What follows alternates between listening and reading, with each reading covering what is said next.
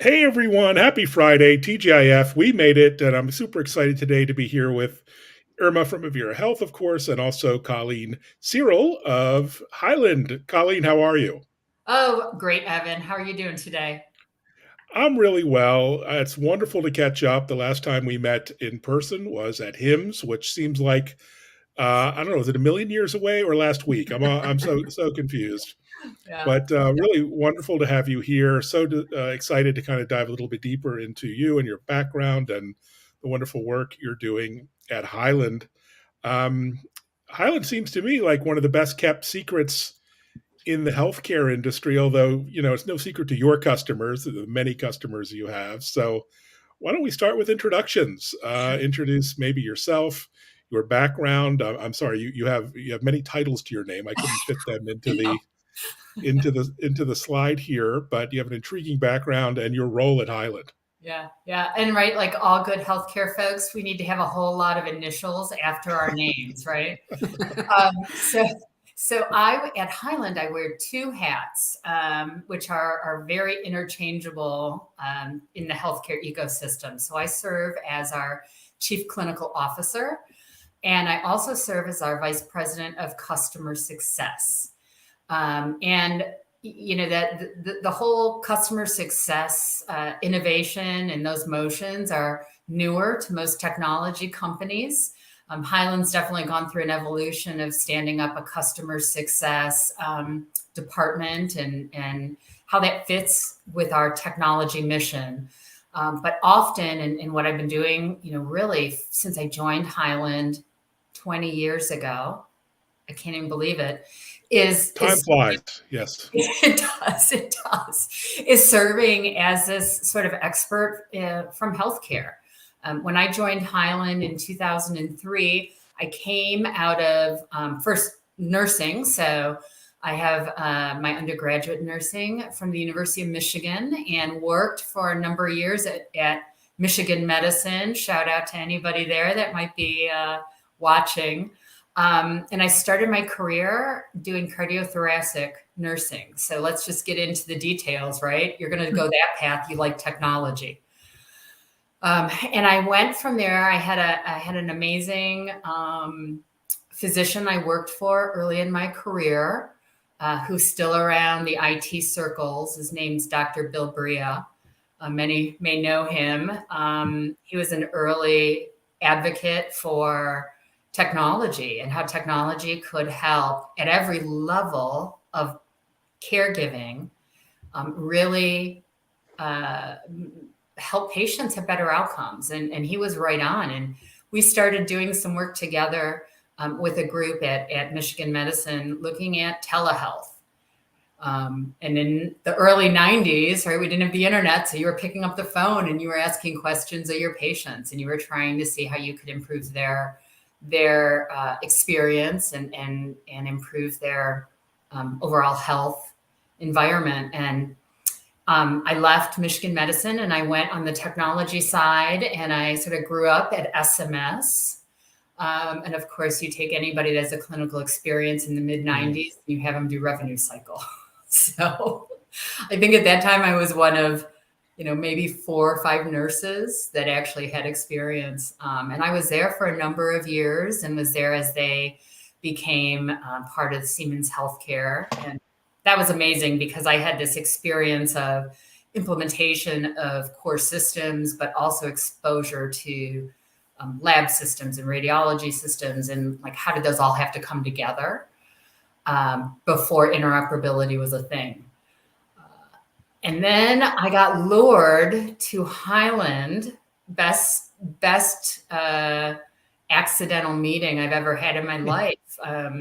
When Highland started, we were a small company on the west side of Cleveland, focused on banking, so financial service and insurance. And I have a family member who's still at Highland, who I still work closely with. And actually, we were all going to talk together. So I'll give you've interviewed him, Mike Myers. Mhm.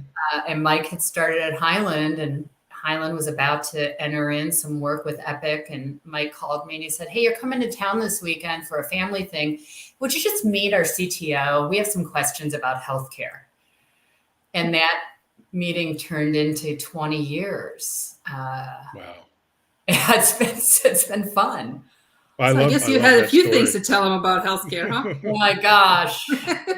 But the cool part about Highland, and I tell people this, um, it has been we have been passionate about evolving as an organization. And I remember AJ Highland saying in one of the first years I was there, he said, "This is not a lifestyle company. This is a company that's about serving our customers and our partners. And we always want to be on the forefront of driving digital and innovation."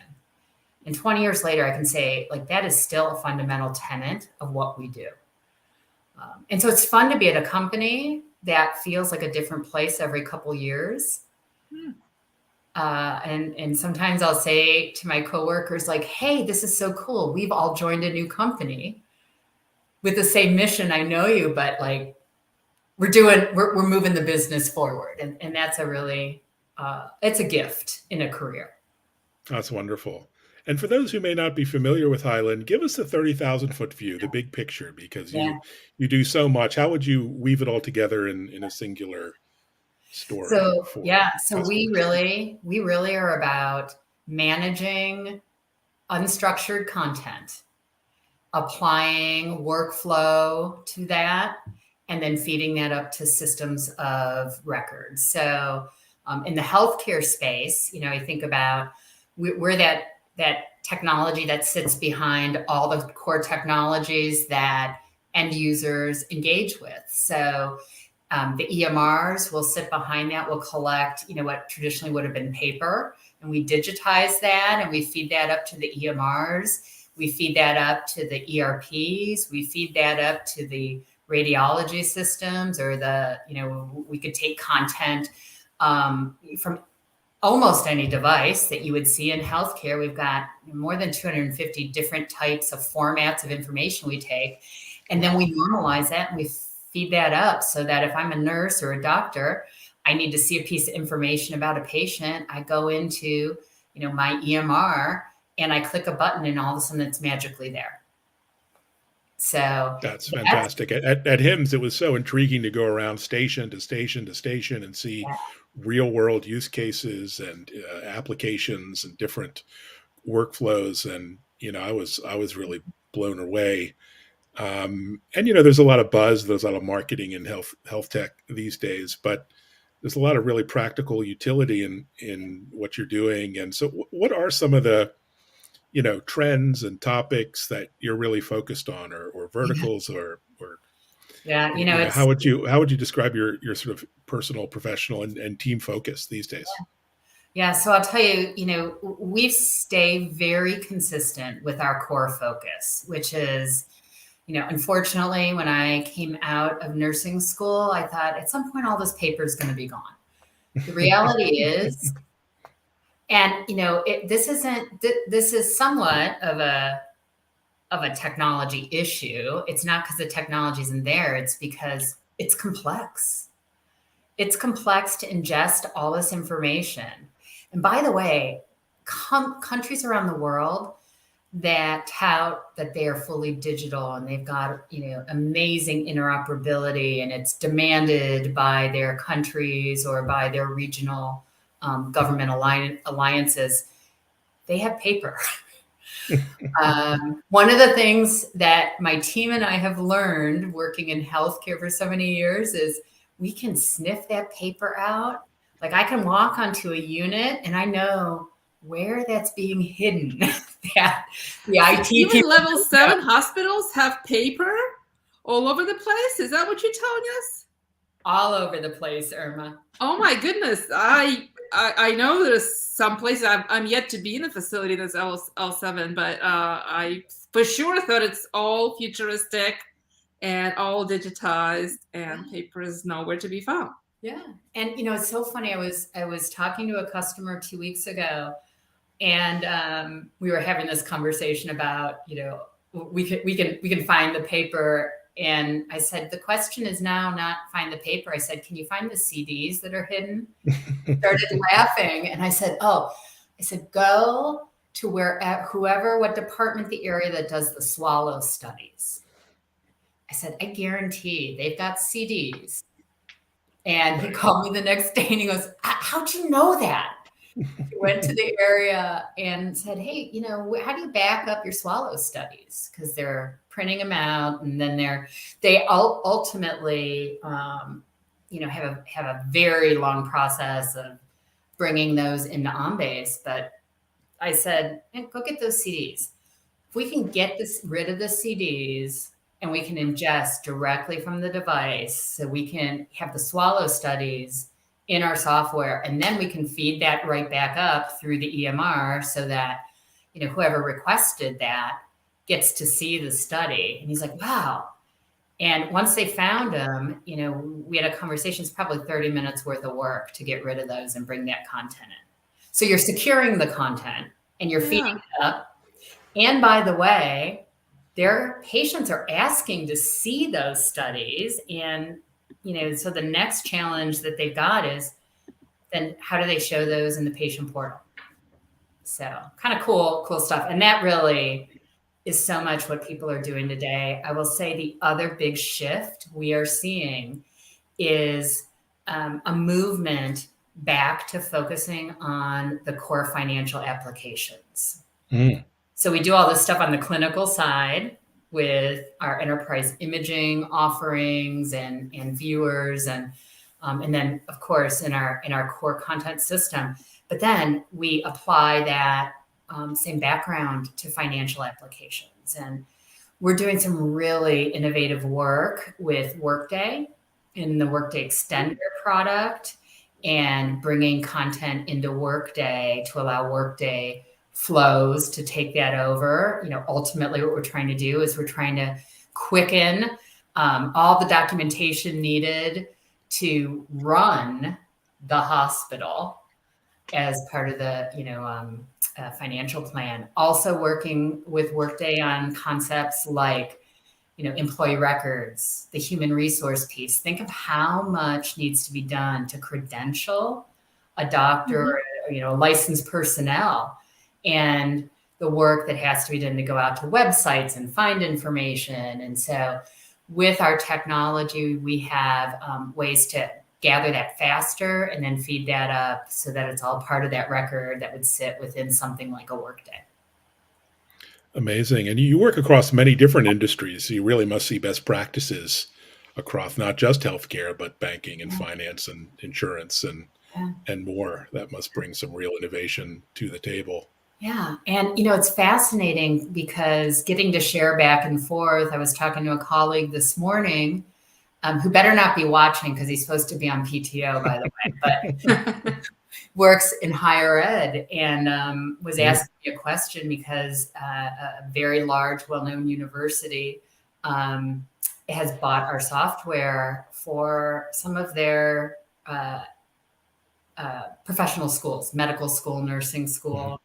They're managing student records, right? And so think about, all of us have been students. There's a lot of records out there. And part of the question was, how could they then leverage all of the work they're doing on the higher education side as the hospital starts to look at automating their resident program, their resident application program, everything needed to do that, which is really a university function, but it fits within the healthcare operational space. So many opportunities for automation, transformation. You're actually doing it. It's not just talk. But in addition to solving today's problems, I see you're also looking to kind of solve tomorrow's problems. It wouldn't be a tech discussion if we didn't talk about AI. And this has been on your radar. I saw some articles about generative AI and work you're doing in the healthcare space. What does that involve exactly? So I'd say we're approaching it really two different ways, right? So we're looking at AI and how we can feed up our content, maybe not the image, because people don't typically want the image, but they want the metadata around it. to be able to feed that into,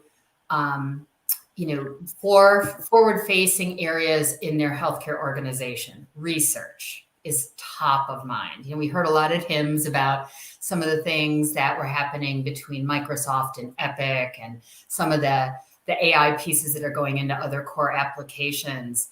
Particularly when you're thinking about research, the look back at a patient or multiple patients and all that information that is rich that could be provided to that research organization based on what might have been historic paper records is a really important piece. So applying our technology, gathering that metadata, feeding that metadata to the AI tool of the healthcare organization's choice is what's top of mind. So it takes some time for our customers to be able to articulate what they want to do, right? Everybody's like, oh, AI. You go to RSNA, everybody, AI. The question is, what's the problem we're trying to solve? And let's step back and think about, how we solve those problems rather than, using the technology as the forefront and then finding a problem for it to fit into. Yeah, I think that's a common issue we see in healthcare and other industries too, because a lot of technology is really, really cool, whether that's robotics or automation or AI. And then so you kind of go around to see where you can plug that technology in, where in healthcare it's especially important to start with the problem. And there are so many. It's not like there's a shortage of problems in healthcare. So let's get to know whatever technology is, know the capabilities, but then match that with the real need, whether that's coming from patients and their increasing and repeated concerns, or patients and all the burnout that happens on the provider side with physicians and nurses. So how can these technologies be deployed in to solve these real problems? So going back to what you were just saying, so you serve basically as a bridge between all the data that the hospitals have and whatever new AI or other technologies they want to deploy. You just basically make sense of all the unstructured data. You present it in the way that then can be fed into these other tools and systems. Yeah. I think one of the, sometimes we forget with all the cool technology that ultimately solving a problem is about technology, but it's also such about people. And while AI is going to help us be better at treating patients, it's going to help us improve outcomes. It's going to help us focus faster on, how to come up with a treatment plan that is impactful. We also have to remember there's an art to medicine. And I have a grandfather who, was an amazing physician.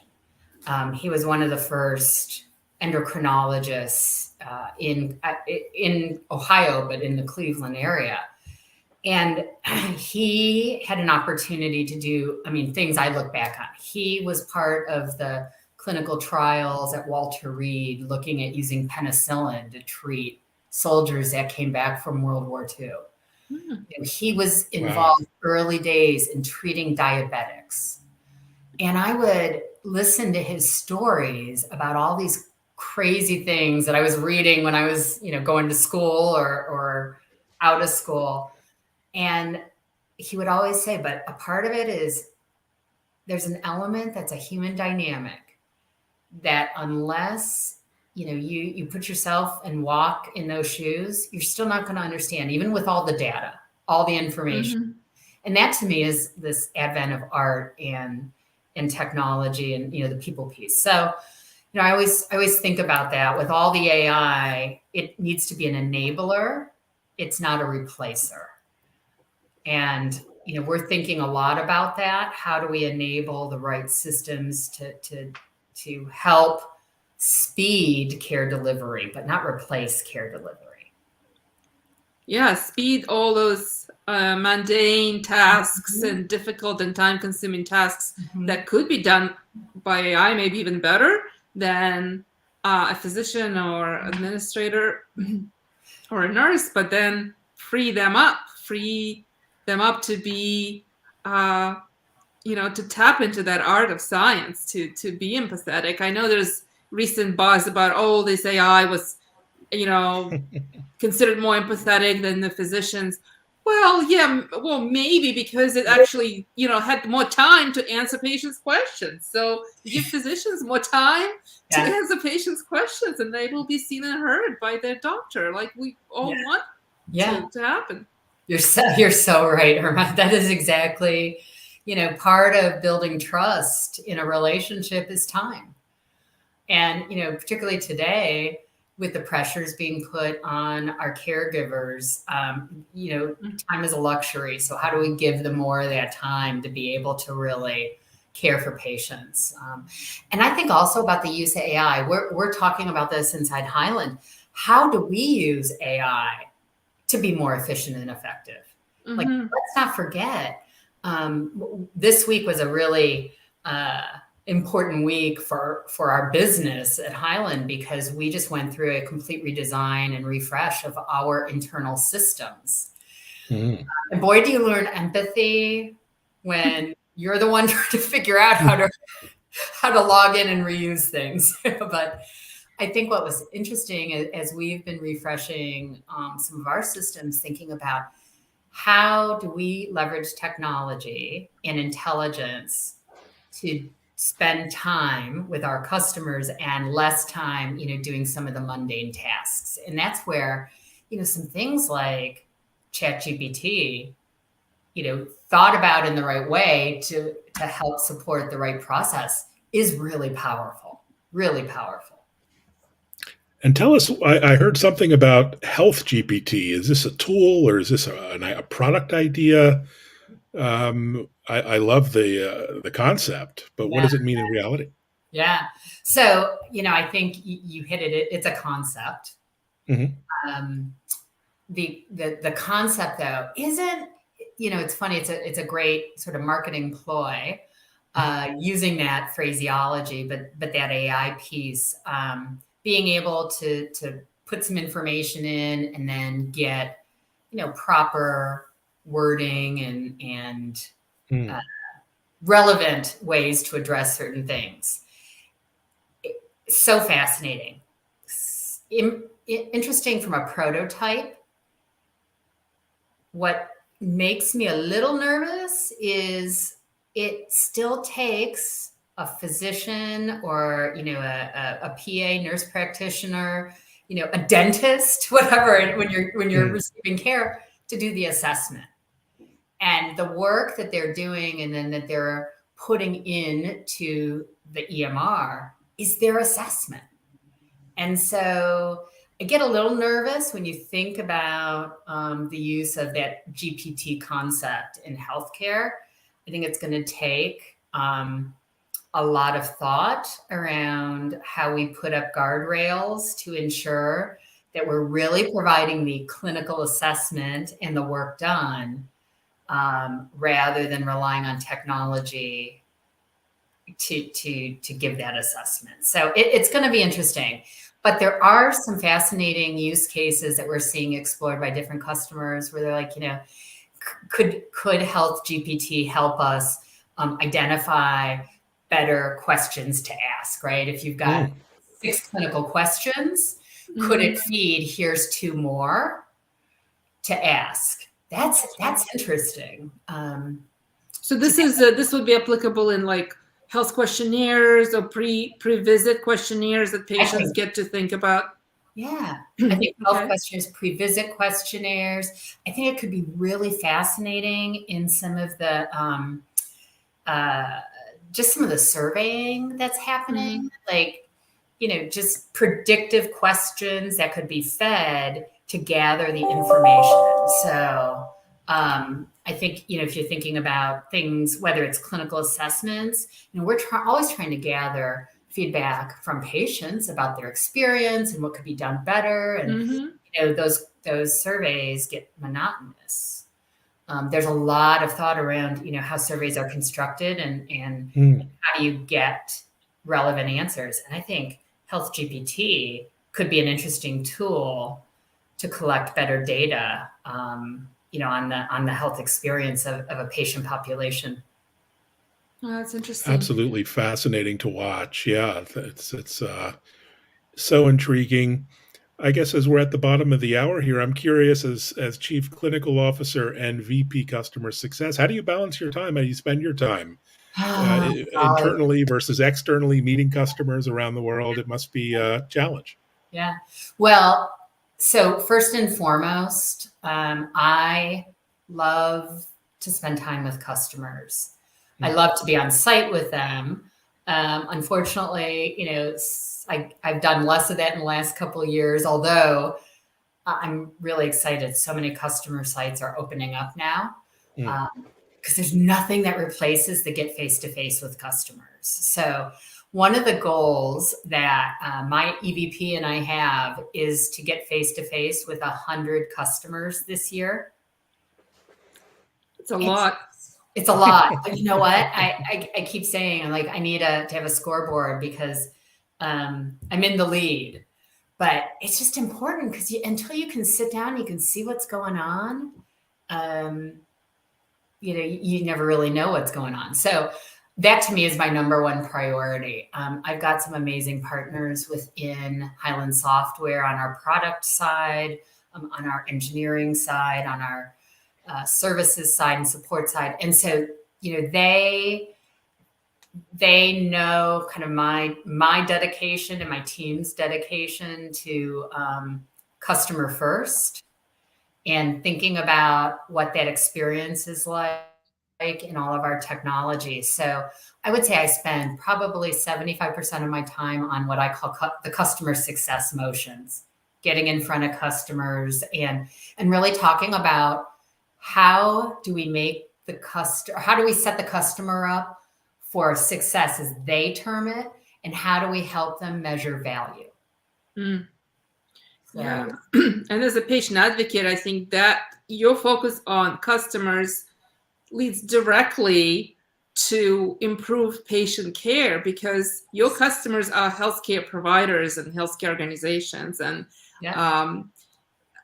so as they get their systems improved, their workflows optimized, Yeah. more patient data available, then that gets then into our hands, and then we can get better access to our data, and the multiple providers we might be seeing might have more access to each other's information to make that recommendation, the clinical decision. So so I know you are more of behind the scenes provider of technology and services, so patients don't know unless they are involved with you somehow, like we are. They don't know, but it's so important that these enabling technologies that are helping the providers deliver better care, that patients know about them too. Yeah.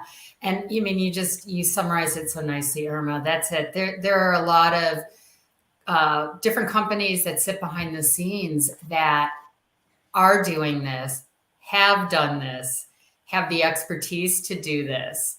And there's a lot of cool new things on the block, but I also am a big believer that fundamentally we have to rely on those pieces that that do the work and know how to do the work instead of just some of the cool technology things. And it's a balance. But Mm. back to that point, Evan, of understanding, our software is running in some of the biggest banks in the US. It's running in government agencies. It's running in universities. It's running in all these places and all these different businesses, local governments. When we moved in our house, my spouse said, "Oh, look, you can pull up on this website, on the county website, and you can see a picture of our house." And I said, "Yeah, you're hitting my software." He started laughing, like, "Really?" So, all these things that we're touching, but we can learn from these other industries and we can make progress. But ultimately, our value and the value of all technology companies is about making patients better, helping the outcomes, and really that day-to-day work that our frontline clinical staff do. And I'll also say, also our frontline, patient finance people do to make sure that our hospitals run across North America. Really great, really great. And just in wrapping up here, it was great to meet you and your team in person in HIMSS. And there's something, you guys are just very open and really friendly. Is that a Midwest thing? What's happening there? You're just very nice and pleasant, and you don't see that at a lot of companies, which can be quite different. Thank you. Well, thank you for, I think it's our core values. Oh, It okay. really is our core values. And, when we think about how we treat each other and the expectation we have to treat our customers, and then I'll say also, in our healthcare ecosystem, which you all are absolutely part of that, right? You're out watching what's going on and you're helping keep everybody real by sharing that information. And, I think that's, we're all doing tough work in healthcare, but I think friendliness, openness, transparency is a hallmark of certainly Highland software. We don't do everything right, but I had a customer say, the true mark of people that are dedicated and that have the right attitude, it's how you weather storms together with your customers. And all these things come into creating a good experience for our healthcare organizations. And then, Irma, to your point, then, because that services all the people that are actually delivering the care to patients.